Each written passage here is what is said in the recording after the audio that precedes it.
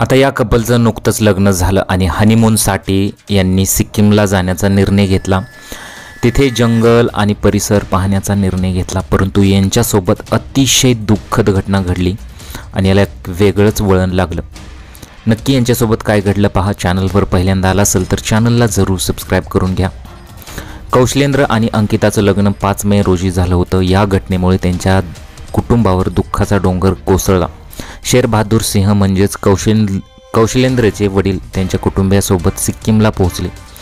स्थानिक प्रशासनाशी संपर्क साधून दोघांचाही शोध घेण्याचा प्रयत्न ते करत आहेत। सिक्कीमच्या हॉटेलमधून या कपलचं सामान ताब्यात घेण्यात आलं। कुटुंबियांनी उत्तर प्रदेश आणि सिक्कीम सरकारला आवाहन केलं की सर्व सर्च ऑपरेशन वेगाने सुरू करावं, जेणेकरून एखादा पुरावा सापडेल। घटना घडल्यानंतर जवळपास 8 दिवसांनंतरही कोणत्याही प्रकारची माहिती समोर आली नाही। कौशलेंद्र आणि अंकिता कुठे आहेत हा सवाल उपस्थित होत आहे। तर यांच्यासोबत नक्की काय घडलं?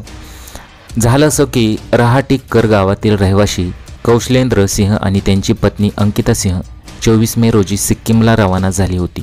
29 मे रोजी संध्याकाळी त्यांची ट्रॅव्हल व्हॅन मगन जिल्ह्यात 1000 फूट खोल दरीत कोसळली। वाहनासोबत ते नदीत वाहून गेले, पण अजूनही त्यांचा पत्ता लागला नाही। दरम्यान या अपघातात एका प्रवाशाचा मृत्यू झाला तर 2 जण जखमी आहेत। तसेच कौशलेंद्र आणि अंकितासह 8 प्रवासी अजून बेपत्ता आहेत। या घटनेनंतर NDRF टीमकडून सर्च ऑपरेशन सुरू करण्यात आलं, परंतु खराब हवामानामुळे रेस्क्यू ऑपरेशनमध्ये अडचण येत असल्याचं समजत आहे। तर ही संपूर्ण घटना त्यांच्यासोबत अशी घडलेली आहे, त्यामुळे तुम्ही हनीमूनला जात असाल तर सावधान।